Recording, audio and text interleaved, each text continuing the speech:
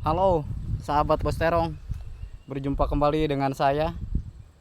Sebagaimana yang telah saya jelaskan pada video sebelumnya, bahwa penanaman yang tepat pada tanaman cabai adalah di bulan 7 ya teman-teman. Dimana sesuai dengan yang telah saya katakan pada prediksi sebelumnya, bahwa ketika kita menanam di bulan 7, maka tentunya harga akan pas kena harganya itu di seperti sekarang ini ya teman-teman.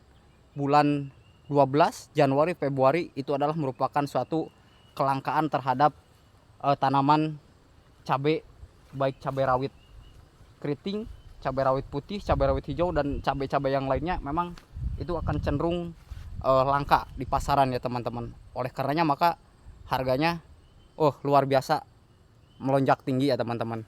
Di posisi sekarang ya teman-teman, untuk jenis cabai rawit seperti ini, cabai rawit kaliber, harganya adalah Rp110.000 di daerah DKI Jakarta ya teman-teman. Sampai di setiap daerah, di setiap wilayah itu memang posisinya sekarang adalah gagal panen. Sehingga jika terjadi gagal panen tersebut dikarenakan berbagai macam faktor ya teman-teman. Terutama faktor di musim hujan. Ketika musim hujan itu turun, cenderung seperti kemarin itu 4 hari 4 malam hujan itu turun, maka tanaman cabai itu semuanya gagal panen ya teman-teman. Faktor penyakit yang pertama itu terjadi adalah patek ya teman-teman. Memang sudah saya jelaskan pada video saya sebelumnya bahwa penyakit patek itu terjadi akibat daripada perkembangan jamur karena tidak adanya sinar matahari atau kekurangan sinar matahari yang menerangi cahaya cabai, yang menerangi tanaman cabai kita ya teman-teman. Dan kemudian setelah itu di musim hujan pun terjadi kebanjiran. Nah, kebanjiran pada tanaman cabai itu yang mengakibatkan daripada semua petani tanaman cabai itu merugi, dan akhirnya harga di pasaran itu melonjak tinggi ya teman-teman. Dan ini adalah populasi cabai rawit kaliber yang saya miliki di populasi 2200 batang ini. Untuk pencegahan busuk batang atau fusarium itu tidak terjadi pada tanaman cabai saya ya teman-teman. Tapi untuk patek memang ada beberapa pohon yang terkena. Dan satu hal yang harus teman-teman ketahui bahwa untuk penanganan hama patek ya teman-teman, ini hanya kita bisa melakukan proses pencegahan. Sementara jika sudah terkena ya teman-teman pada tanaman cabai yang kita miliki, itu sangat sulit sekali untuk disembuhkan ya teman-teman. Artinya ketika kita melakukan pembelian berbagai macam fungisida, berbagai macam merek dagang fungisida, obat-obatan dan lain sebagainya, ketika patek itu sudah terjadi, sudah menyerang pada tanaman cabai kita, itu sangat sulit sekali untuk disembuhkan ya teman-teman. Saran saya ya teman-teman, tips dan trik pada kesempatan video kali ini adalah usahakan tanaman cabai kita tetap tumbuh ya teman-teman. Karena kalaupun itu terjadi keriting daun, kemudian terjadi patek atau busuk ranting, itu masih bisa kita tanggulangi ke depan setelah musim hujan ini tentunya reda ya teman-teman. Untuk di bulan 2, di bulan 3 ini akan musim hujan itu akan mereda ya teman-teman. Oleh karenanya maka kita fokus ke perawatan. Yang penting tanaman cabai kita hidup. Nah, hidup itu aja dulu ya teman-teman. Karena jika sudah terkena fusarium atau busuk batang, kemudian mati pohon cabainya, nah kita tidak bisa untuk menanggulanginya ya teman-teman.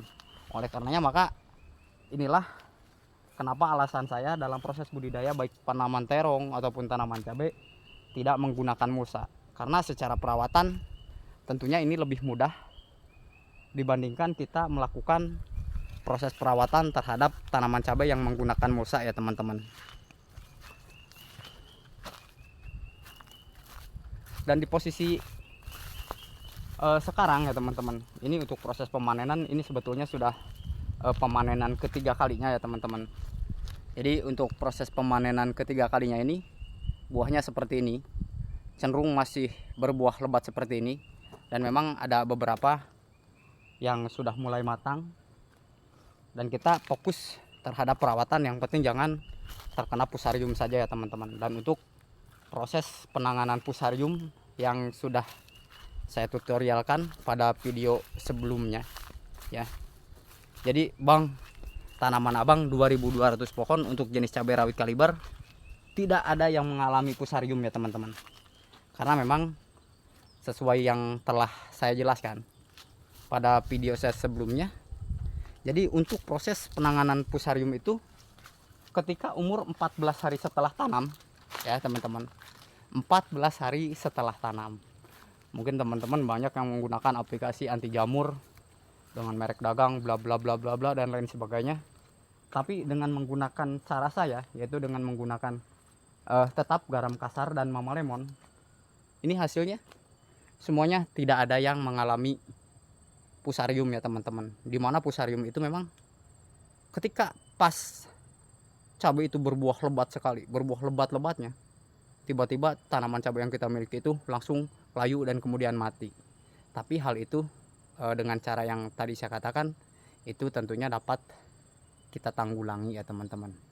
Dan ini sebagaimana teman-teman simak, jadi di posisi di kebun ketika saya melakukan pemanenan 1 kg di posisi di kebun 70 sampai 80 ribu rupiah ya teman-teman.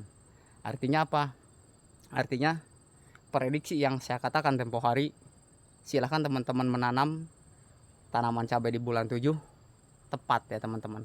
Tidak ada patokan kalender harga. Alam telah mengajarkan kita bahwa Indonesia memiliki 2 musim, musim hujan dan musim kemarau.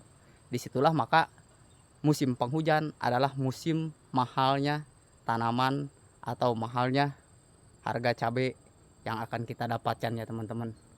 Oke, terima kasih telah menyimak video saya dalam update terbaru tanaman cabai rawit kaliber usia 4 kali petik ya teman-teman, 4 kali pemanenan seperti ini. Usianya kurang lebih hampir 125 hari ya teman-teman. 125 hari memang posisinya seperti ini teman-teman simak. Alhamdulillah untuk di harga kena ya teman-teman. Oke, akhir kata assalamualaikum warahmatullahi wabarakatuh.